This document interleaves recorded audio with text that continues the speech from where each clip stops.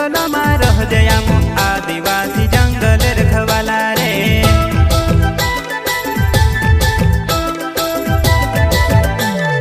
चल जंगल जमीन काजे पूजे रे आदिवासी दुनिया ने रखवाला रे।